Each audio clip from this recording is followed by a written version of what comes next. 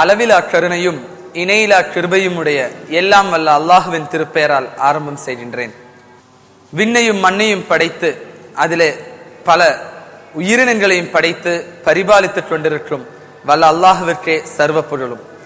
அன்பிற்கினியவர்களே, உங்கள் அனைவரின் மீதும் இறைவனுடைய சாந்தியும் சமாதானம் என்றென்றும் உண்டாவதாக. அஸ்ஸலாமு அலைக்கும் வரஹ்மத்துல்லாஹி வபரகாத்துஹு.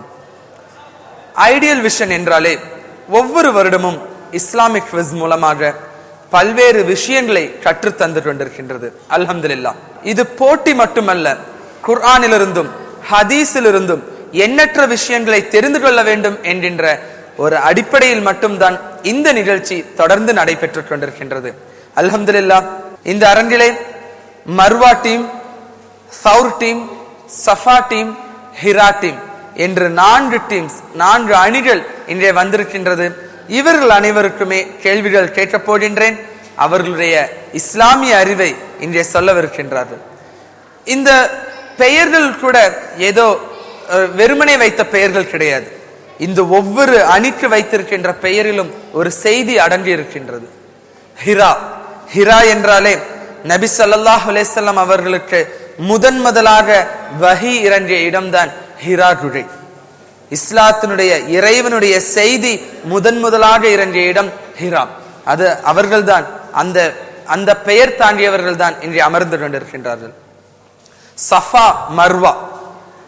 இஸ்மாயில் அலைஹிஸ்ஸலாம் அவர்கள் சிறு குழந்தையாக இருந்த பொழுது தண்ணீருக்கு வேண்டி அழுது கொண்டிருந்த பொழுது ஹாஜரா அம்மையார் இந்த 2 குன்றுகளுக்கு மத்தியில் தான் அவர்கள் ஓட்டம் ஓடினார்கள். அதைத்தான் இன்று கூட ஹாஜிகள் சை என்ற பெயரிலே தொண்டோட்டம் ஓடுகின்றார்கள். சஃபா மர்வா குன்றுகளுக்கு மத்தியிலே. அடுத்ததாக நாம் பார்க்கின்றோம் சௌர் டீம். என்பது மக்காவிலிருந்து மதீனாவுக்கு ஹிஜ்ரத் செய்த பொழுது தச்ச ஒரு சிறிய நேரத்திலே தஞ்சம் புகுந்த குகையின் பெயர் தான் சௌர். அந்த ஹிஜ்ரத்திற்கு மிக முக்கியமான இடமாக இந்த சௌர் கருதப்படுகின்றது. ஆக இந்த பெயர், இந்த அடிப்படையிலேயே குர்ஆனையும் ஹதீஸையும் நாம் தெரிந்து கொள்ள வேண்டும் என்பதற்காக இந்த இஸ்லாமிக் குவிஸ் உங்களுக்காக காத்துக் கொண்டிருக்கின்றது. இந்த நிகழ்ச்சியிலே பல்வேறு சுற்றுக்கள் உங்களுக்கு இருக்கின்றது. இதிலே மொத்தமாக 7 சுற்றுக்கள் உங்களுக்காக காத்துக் கொண்டிருக்கின்றது. முதல் சுற்று general round, first round general ரவுண்டாக இருக்கின்றது. இந்த ஜெனரல் ரவுண்ட்ல முதல் சுற்றுல ஒவ்வொரு அணிக்கும் 2 கேள்விகள் கேட்கப்படும். நீங்க சரியான முறையில பதில் சொன்னால் 10 மதிப்பெண்கள். உங்களுக்கு பதில் தெரியாட்டினா நீங்க பாஸ் பண்ணலாம். பாஸ் பண்ணி மற்ற டீம்ஸ் ஆன்சர் பண்ணா 5 பாயிண்ட்ஸ். உங்களுக்கு ஃபர்ஸ்ட் டீமுக்கு மட்டும், எந்த டீமுக்கு நான் கேள்வி கேட்கிறோமோ அவங்களுக்கு மட்டும் 10 செகண்ட்ஸ் டைம் கொடுக்கப்படும். அதற்கு வர போனஸ் பாயிண்ட்ஸ் வாங்குற டீம்ஸ்க்கு டைம் கிடையாது. நீங்க உடனடியா பதில் சொல்லி ஆகணும். சோ அதன் அடிப்படையில ஃபர்ஸ்ட் ரவுண்ட் மர்வா டீம், உங்களுக்கான क्वेश्चन. அல்லாஹ் தஆலா குர்ஆன்ல சொல்லும் பொழுது, அல்லாஹ்விடம் உதவி தேடுவதை பற்றி சொல்லும் பொழுது, தொழுகையை கொண்டும் இதை கொண்டும் உதவி தேடுங்கள் அப்படின்னு ஒரு விஷயத்தை அல்லாஹ் தஆலா சொல்லி காட்டுறான். தொழுகையை கொண்டும் டேஷ் கொண்டும் இறைவனிடத்தில் உதவி தேடுங்கள். எதை கொண்டும் உதவி தேட வேண்டும்?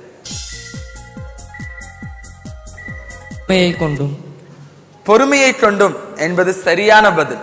அல்லாஹ் தஆலா குர்ஆன்ல சொல்லும் போது, நீங்கள் தொழுகையை கொண்டும் பொறுமையை கொண்டும் இறைவனிடத்தில் உதவி தேடுங்கள் சொல்லி, நிச்சயமாக பொறுமையாளர்களுடன் அல்லாஹ் இருக்கின்றான் அப்படின்னு அல்லாஹ் தஆலா குர்ஆன்ல சொல்லியிருக்கான். அப்ப நம்ம ஏதாவது ஒரு கஷ்டம் வந்தாலோ இல்ல பிரச்சனை வந்தாலோ நம்ம ஏதேதோ சிந்திக்கிறோம், நம்முடைய பொறுமை என்ற தவறிடுது. இப்ப பொறுமை இருக்கணும் அப்படின்றத வலியுறுத்துறது தான் இந்த வசனத்துல அல்லாஹ் தஆலா சொல்றான்.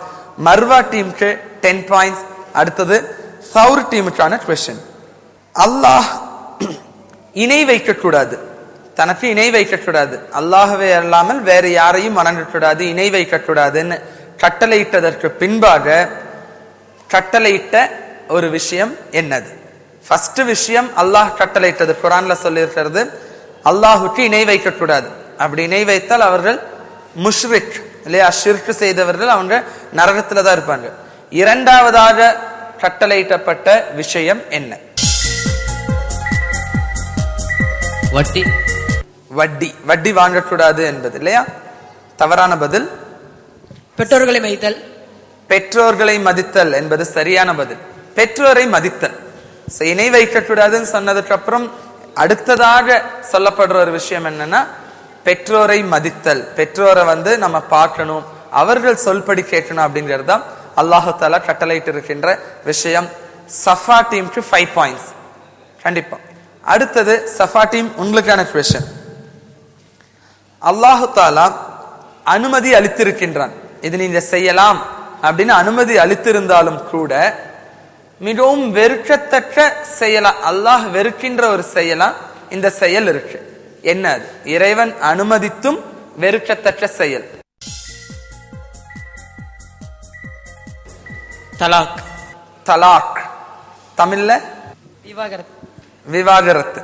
தலாக் விவாகரத்து, அதாவது திருமணம் செய்து கொண்ட பின்னாடி கணவனுக்கும் மனைவிக்கும் இடையில ஏதாவது பிரச்சனை ஏற்பட்டாலோ சரியான முறையில் வாழ முடியல அப்படின்னா அவர்கள் பிரிந்து கொள்ளலாம். அதற்கு இஸ்லாம் அனுமதி கொடுத்திருக்கு, தலாக் பெற்றுக்கொள்ளலாம். ஆனாலும் இந்த இரு நபர்கள் பிரியறத அனுமதி கொடுத்திருந்தாலும் வெறுக்கத்தக்க செயலா இந்த தலாக் இருக்கு. சஃபா டீமுக்கு 10 பாயிண்ட்ஸ். அடுத்தது ஹிரா டீம் உங்களுக்கான கேள்வி. இது நோன்பு மாதம், ரமலான் மாதம். இந்த நோன்பினுடைய நோக்கம் என்ன? எய்ம்.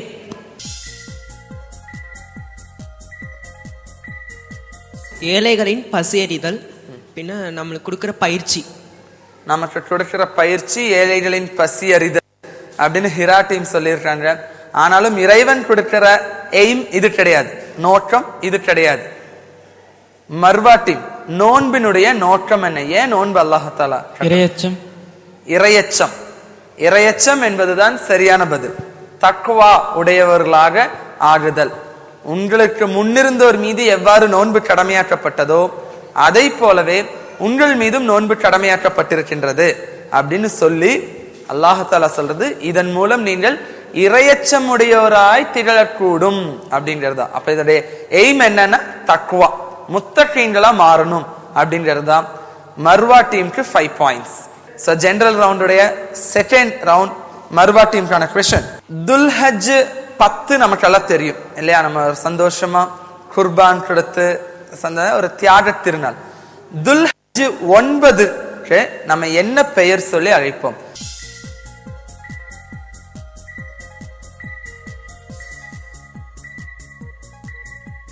அரஃபா. அரஃபா. அரஃபா தினம், யௌமுல் அரஃபா. அரஃபா தினம் என்பது சரியான பதில். அரஃபா அந்த துல்ஹஜ் 9. அந்த துல்ஹஜ் 9 அன்னைக்கு நோன்பு நோட்பதும் நபி ஸல்லல்லாஹு அலைஹி வஸல்லம் அவர்கள் கூறியிருக்கிறார்கள். அரஃபா தினத்தன்று நோன்பு வைப்பது. இப்ப துல்ஹஜ் 9 அரஃபா தினம் அப்படின்னு சொல்றோம். மர்வா டீமுக்கு 10 பாயிண்ட்ஸ். அடுத்த क्वेश्चन சௌர் டீமுக்கான கேள்வி. குழை தோழர்கள் சம்பவம் நம்ம கேட்டிருப்போம் இல்லையா? ஒரு சில இளைஞர்கள் அந்த மன்னனுக்கு எதிராக பிரச்சாரம் செய்து அதற்கப்புறம் அந்த ஒரு இடத்துல போய் குகையில போய் தங்கின சம்பவத்தை அல்லாஹு தஆலா குர்ஆன்ல குறிப்பிடுறார். அவர் ஒரு மறுமையை பற்றியும் கூட இந்த சம்பவத்தின் மூலமா அல்லாஹு தஆலா எக்ஸ்பிளைன் பண்றான். இந்த குகை தோழர்களுடைய சம்பவம் குர்ஆனில் எந்த அத்தியாயத்தில் சொல்லப்பட்டுள்ளது? எந்த சூரா? சூரத்துல் கஹ்ஃப். சூரத்துல் கஹ்ஃப் என்பது சரியான பதில். சூரத்துல் கஹ்ஃப். கஹ்ஃப்னாலே குகை அப்படின்னு அர்த்தம். சோ சௌர் டீமுக்கு 10 பாயிண்ட்ஸ். இந்த குகை தோழர்கள் சம்பவம் கூட இளைஞர்களுக்கு பல ஒரு முன்னுதாரணம் இருக்கு. அந்த தைரியத்தை, கலந்தாலோசிக்கின்ற பண்பை, இன்னொன்னு அந்த டைம்ல மறுமையை நம்பாதவர்களுக்கு இறைவன் நம்மை தூண்டச் செய்து மறுபடியும் எழுப்புவான் அப்படிங்கிற அந்த சிந்தனை எல்லாம் ஊட்டக்கூடியது இந்த குகை தோழருடைய சம்பவம். இது 18வது அத்தியாயமான சூரத்துல் கஹ்ஃப்ல சொல்லப்பட்டிருக்கு. சௌர் டீமுக்கு 10 பாயிண்ட்ஸ். அடுத்த கேள்வி சஃபா டீம் உங்களுக்கான கேள்வி. இறை நம்பிக்கையாளனுக்கு இவ்வுலகம் எதை போன்றது? நபி ஸல்லல்லாஹு அலைஹி வஸல்லம் அவர்கள் சொல்லியிருக்காங்க, இறை நம்பிக்கையாளனுக்கு, ஒரு மூமினுக்கு இந்த உலகம் எதை போன்றது நபி ஸல்லல்லாஹு அலைஹி வஸல்லம் சொல்லியிருக்காங்க? சிறைச்சாலை. சிறைச்சாலை. சிறைச்சாலை என்பது சரியான பதில். 10 பாயிண்ட்ஸ் ஃபார் சஃபா டீம். சிறைச்சாலை இப்ப நம்ம ஜெயில எப்படி இருப்போம்ன்றது நம்ம பார்த்துருக்கோம் இல்லையா? ஒரு வார்டன் சொன்னதுபடி கேட்டு, ரொம்ப கஷ்டமா இருக்கும். அந்த வார்டன் சொன்னதுபடி கேட்கணும், என்ன சாப்பாடு தராங்களோ அதான் சாப்பிடணும், என்ன வேலை செய்யறாங்களோ அதை நம்ம செஞ்சாகணும். ரொம்ப ஒரு கட்டுக்கோப்பான வாழ்க்கை சிறையில் இருக்கிறது. அப்படித்தான் இந்த உலகத்துல ஒரு மோமின் வாழ்ந்தாகணும், இறை நம்பிக்கையாளன் வாழ்ந்தாகணும். அத்துன்யா சிஜ்னுல் முஃமினூன், மூமின்களுக்கு சிறைச்சாலை போன்றது. அதே காஃபிர்களுக்கு, இணை வைப்பாளர்களுக்கு எப்படின்னா ஸ்வர்க்கம் போன்றது. அவர்கள் எப்படி வேணாலும் ஸ்வர்க்கத்துல எப்படி ஜாலியா எந்த ஒரு கட்டுப்பாடும் இல்லாம இருக்குமோ அது மாதிரி தான் அவங்க இருப்பாங்க.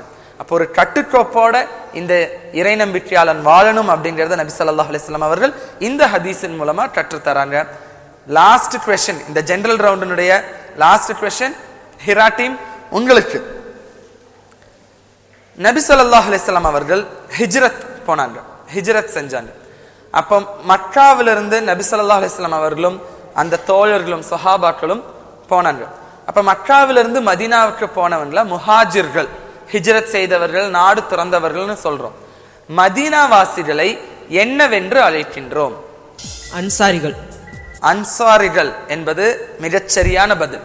10 points ஃபார் ஹிரா டீம். நான் அன்சாரிகள் அப்படின்னு சொன்னாலே உதவியாளர்கள், உதவி செய்பவர்கள்னு பொருள்.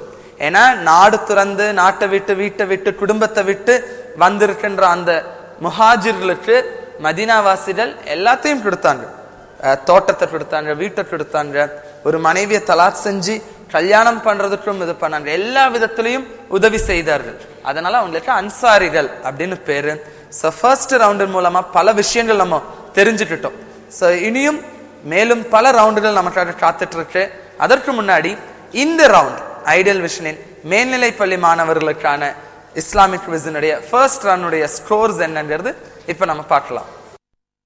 இந்த முதல் சுற்று ஜெனரல் ரவுண்டுக்கு அப்புறம் ஒவ்வொரு அணியினரும் பெற்ற மதிப்பெண்கள் விவரம்: மர்வா டீம் 25 பாயிண்ட்ஸ் 25 மதிப்பெண்கள், சவுர் டீம் 10 பாயிண்ட்ஸ் 10 மதிப்பெண்கள், சஃபா டீம் 25 பாயிண்ட்ஸ் 25 மதிப்பெண்கள், ஹிரா டீம் 10 பாயிண்ட்ஸ் 10 மதிப்பெண்கள். அடுத்த சுற்று குர்ஆன் சுற்று.